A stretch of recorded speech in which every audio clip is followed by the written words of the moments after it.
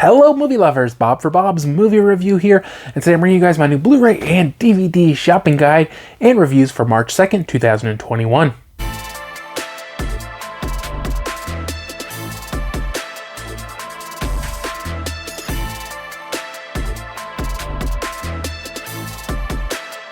I hope you guys do enjoy the video. As always, I want to thank you guys for supporting the channel and supporting the videos. We got a pretty good stack to talk about this week. Remember, all movies were provided to me for review, and you can find affiliate links to purchase these movies down in the description below, and using the affiliate links does help support the channel. So first up, guys, we have Monster Hunter. This one's releasing on a 4K Blu-ray and digital. Amazon and Target $24.99, Walmart $27.96, and Best Buy $27.99. Also releasing on a Blu-ray and digital, Amazon and Walmart $19.96, Target $19.99, and Best Buy $22.99. And finally, it will be releasing on a DVD, Amazon and Walmart $17.96, Target $17.99, and Best Buy $22.99. Next up is Rick and Morty Seasons 1 through 4. This one's releasing on a Blu-ray and digital, Amazon and Walmart $69.96, Target $69.99, and Best Buy $89.99. It is also releasing on a DVD, Amazon, Target, and Walmart $64.99, Best Buy $68.99. Now, Warner Brothers did send me over a copy of Rick and Morty Seasons 1 through 4 for review. I did post an unboxing of this. If you'd like to check that out, just search for Rick and Morty on my channel. Now, I had never seen Rick and Morty before, so this was my first time going into it, and it's this animated show about a family, but kind of primarily it's about the grandpa, Rick, and his grandson, or their son, or however you want to look at it. His name is Morty. Now, why do they call him Rick? I didn't get it. He's the grandpa. He doesn't call him grandpa. He calls him Rick. I think his daughter calls him Rick. Everybody just calls him Rick. So I was a little confused why that is. But he's kind of this crazy scientist, and he gets them into kind of all kinds of trouble. And basically the episodes are about them going on all these just kind of crazy adventures. Now, this is definitely very adult themed as far as what happens and the language. Lots of swearing in this. Like, I kind of question why it needs so much swearing, but it is what it is. I'm not offended by it, but it feels like it's a little over the top. I find a lot of the adventures to be at least mildly humorous and entertaining, and sometimes downright hilarious. Unfortunately, the hilarious moments are kind of few and far between for me personally, and I didn't really love the art style of this show. And overall, I did enjoy it, but it wasn't like something I was super into. I gave the seasons 1 through 4 a 3 out of 5. Next up is World War II: The Long Road Home, releasing on a DVD, and only Amazon has it listed for $13. I was sent a copy of World War II: The Long Road Home for review. I did post an unboxing of this. If you'd like to check that out, just search for World War II: The Long Road Home on my channel.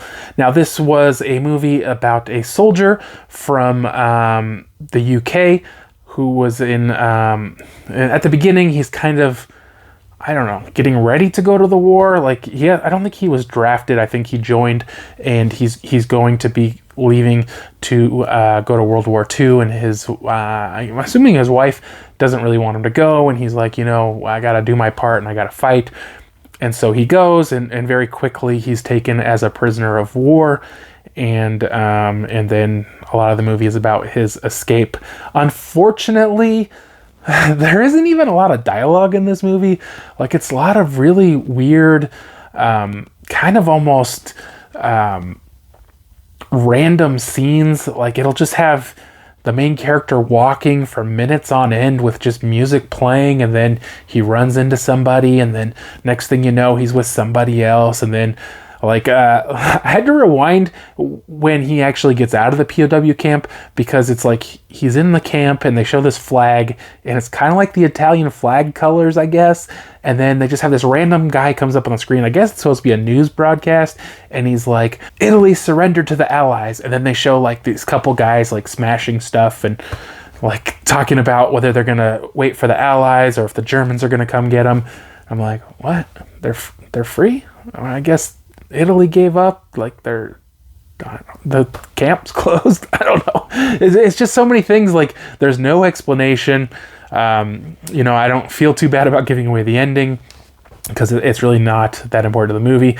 But you have him writing a letter to his wife, and then all of a sudden there's this old lady holding a letter and there's a funeral. It's like, I had to rewind that too. I was like, okay, I guess that's her now. She's old and he's dead. Like, this is such a jump with like no context to know what's going on. The quality, I could not stand the quality of this. A lot of the scenes were just like super bright, like they turned the brightness way up. Everything was overexposed. And then other scenes were just dark. And for some reason, everything is super far zoomed in. Like, I mean, they like zoom in on somebody's waist and they just keep the camera at their waist level or at their feet or like their face, but you only get like from their eyes to their chin.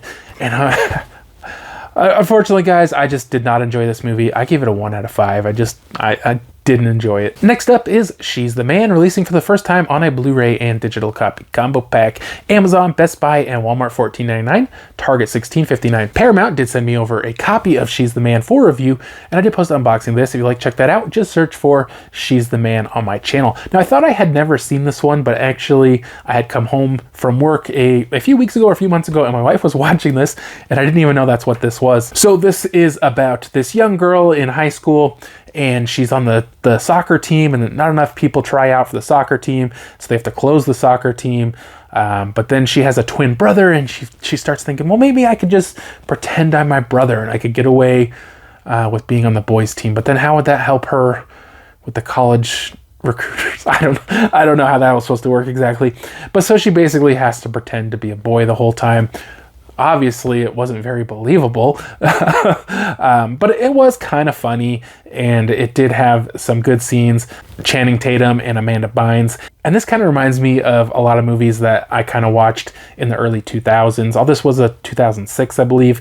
It just kind of reminded me of the way they made movies back there. And while it wasn't a movie I was super into, I did enjoy it enough. I gave it a 3 out of 5. Next up is the Girls Rule 3-movie collection, releasing on a Blu-ray and digital. Amazon and Walmart $19.96, Best Buy and Target $19.99. Now, if you guys are wanting She's the Man and you don't mind a collection, the Girls Rule collection does include She's the Man, Mean Girls, and Clueless for only a few more dollars. Paramount did send me over a copy of Girls Rule 3-movie collection, and I did post an unboxing of this. If you'd like to check that out, just search for Girls Rule on my channel. So I just reviewed She's the Man for you guys. I gave that one a 3 out of 5. Mean Girls and Clueless, I have reviews up of both of those. I reviewed them last year, so I didn't go back and rewatch them, but Mean Girls I gave a 3.5 out of 5, and Clueless I gave a 3 out of 5. I kind of feel like Clueless was like just before my time. Like it's just before where I could relate to it, but I remember liking Mean Girls quite a bit. Next up is Victor and Valentino, Folk Art Foes, Season 1, Volume 1. This one is releasing on a DVD. Amazon, Best Buy, Target, Walmart, all $9.99. Warner Brothers did send me over a copy of Victor and Valentino, Folk Art Foes, Season 1, Volume 1 for review. And I did post an unboxing of this. Crazy long name. If you'd like to check that out, just search for Victor and Valentino on my channel. So this is a cartoon on the Cartoon Network. And it was like, I want to say 18 episodes or so. The episodes, I believe, are only 10 or 11 minutes long or so. So they're real short. I don't know how they had this on the actual station, if you'd watch a couple at once or how that worked exactly.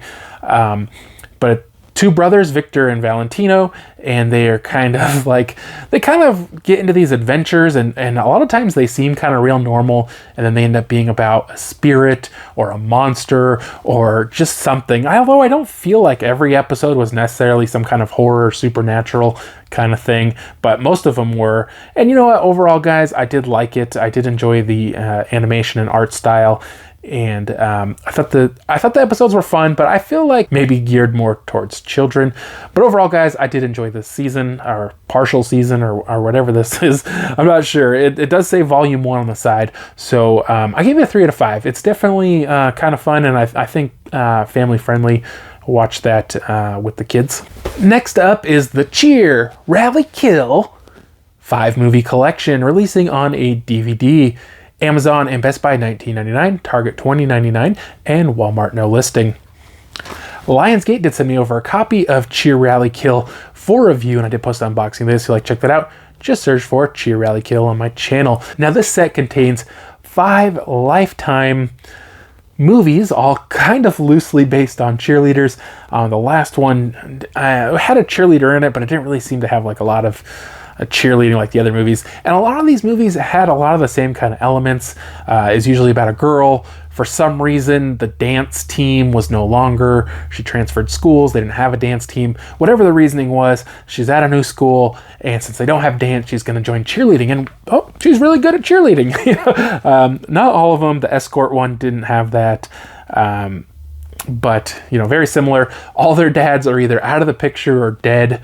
And then they kind of get into cheerleading. So the first movie we had was Identity Theft of a Cheerleader. This one was my favorite of the collection, in where this girl in her 30s goes back to high school. She pretended, I don't remember if she said how old she was. I guess she'd have been 18 or whatever, and she's kind of, well, she wasn't popular and didn't fit in.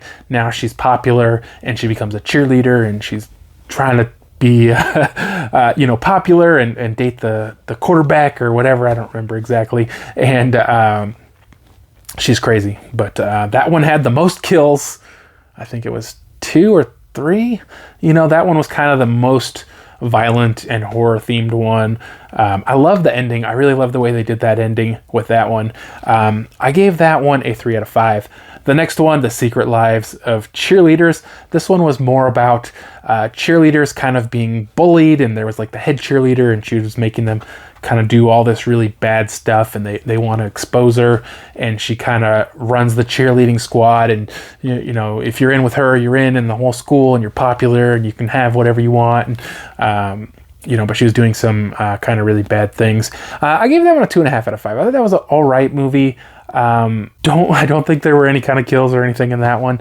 The next one, The Cheerleader Escort. This one moved to college and was about a group of college cheerleaders. This girl came in as a freshman, and they convinced her to join the cheerleading squad, and she's amazing at it. And she finds out that they're actually all escorts, and that they're paying for college and all their stuff by sleeping with the alumni. And the movie was all right, but I gave it a 2 out of 5. Next up was Undercover Cheerleader, and this one was about a girl who comes to this new school, of course, and she's writing for the paper, and she goes undercover on the cheerleading team to find out about the cheer teacher, or whatever you'd call it, and all the kind of stuff she was making the students do. Another one that was all right. I gave this one a 2.5 out of 5. And the last one, The Wrong Cheerleader. It's kind of just one of those, abusive man stories where the woman is getting abused by the man, and he's kind of trying to control her and all this stuff, and they just kind of threw in a cheerleader, although it didn't really seem to have anything to do with the story. And the guy looked like he was about 30, not 18. I just kept saying, is this guy in high school? What's going on? Are they in grad school or high school? But I didn't get too much into that one, guys. I gave that one a 2 out of 5. So overall, it was a lot of cheerleader movies, very similar kind of stories in a lot of them. Not really a lot of kind of horror or kills elements. I believe there's only 3 or 4 people killed in the entire 5 movies. But overall, they were all right. I don't believe I've ever watched so many cheerleader movies in my life. So yeah, those are the scores I gave them. Next up, now, I believe this is releasing, is the War of the Worlds 4K Steelbook. It is listed as Best Buy, but not as Best Buy exclusive, but not listed anywhere else, so I'm not real positive what's going on with that, and I didn't really hear anything from Paramount about it, but it is releasing supposedly on a 4K Blu-ray and digital Steelbook, and Best Buy has it for $19.99. Next up is Scare Me. This one's releasing on a Blu-ray.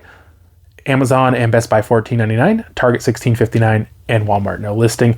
Also releasing on a DVD, Amazon and Walmart $9.96, Target $14.59, and Best Buy no listing. Next up, and I'm not sure if you'd call this one Fatale, maybe?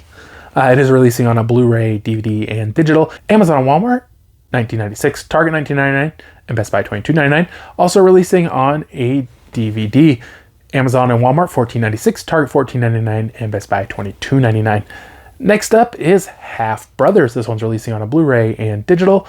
Amazon, Best Buy, Target, and Walmart, all $22.99. Also releasing on a DVD, Amazon, Best Buy, Target, and Walmart, all $17.99. Next up is 400 Bullets. This one's releasing on a Blu-ray.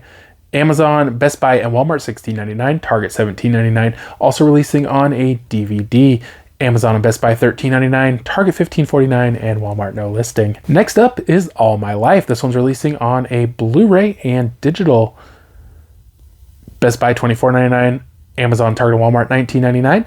It is also releasing on a DVD. Amazon, Best Buy, and Target $17.99, Walmart no listing. The only previous release I have for you guys, Epic Pictures sent over Sacrifice for review. I did post an unboxing of this. If you'd like to check that out, just search for Sacrifice on my channel. Now, let me just throw out there right now, you gotta take this movie more for what it is. You know, I kind of thought this was gonna be about this creature because they talk about a cult that worships a sea-dwelling deity. So I thought it was gonna be more about the creature, but it's more about the people. And although they don't really come out and say it, I don't think, in the movie, this guy comes back to his boyhood home in Norway after his mother passes away, and kind of right away there's like people kind of bugging him, and it's this cult, and they, I guess, believe in this sea creature or something. They don't really get too much into it, and I think he's kind of tricked into doing this ritual. Although, I mean, he does it willingly.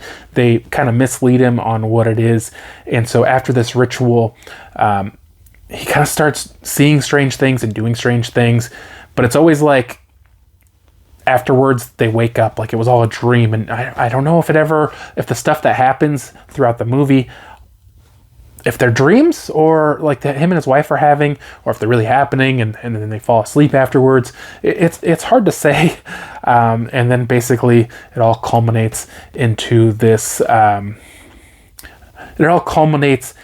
ritual with a pretty good twist in it. And I definitely like the way they ended this movie, but I had a little bit of a disappointment because I was like, well, we never saw the thing. They didn't really, I don't think, develop the story quite enough.